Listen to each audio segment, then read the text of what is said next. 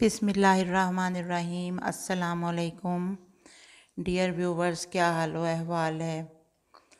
तो मुझे जितने भी कमेंट्स आते हैं और बहुत से लोग मुझसे ये पूछते हैं, जिनमें ज़्यादा तादाद लड़के और लड़कियों की होती है कि आंटी कोई ऐसा वजीफ़ा बताएं कि हमारी पसंद की शादी हो जाए।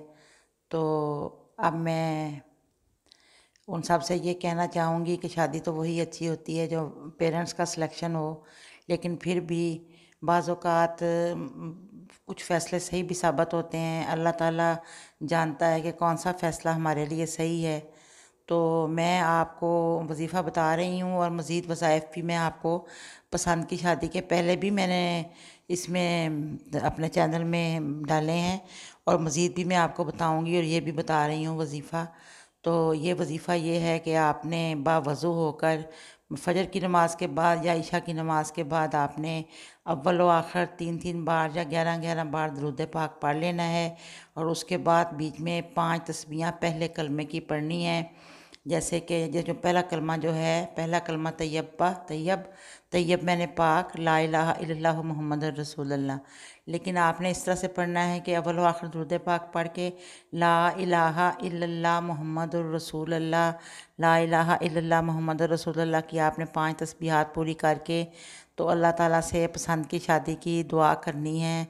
इंशाल्लाह जब तक कि आपका रिश्ता नहीं हो जाता वहाँ पे ये वजीफ़ा आपने जारी रखना है और अल्लाह ताला से ये भी दुआ करें कि जो आपकी शादी जब पसंद की हो जाए तो उस लड़के या लड़की का आपके घर वालों के साथ भी बहुत अच्छा गुजारा हो और बाकी नेमतें भी जो अल्लाह ताला आपको अता फरमाए और उसमें सुख हो, शादी में दुख ना हो।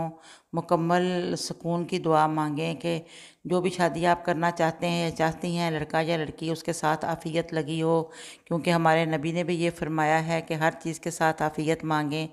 अल्लाह ताला शर से महफूज रखे, आफ़ियत अता फरमाए।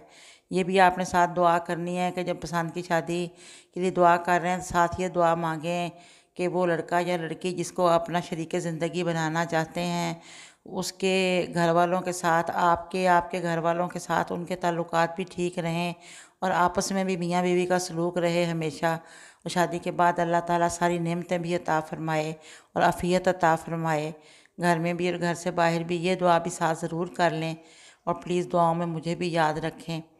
और जाने से कबल मैं आपसे यही कहूँगी कि प्लीज़ आप मेरे चैनल को सब्सक्राइब कर दें और मेरी वीडियो अगर अच्छी लगी है तो इसको लाइक करें और जो बेल आइकॉन का जो बटन आपको नज़र आ रहा है प्लीज़ इसको प्रेस कर दें ताकि मेरी आइंदा आने वाली नोटिफिकेशंस और वज़ाइफ आपको मिलते रहें।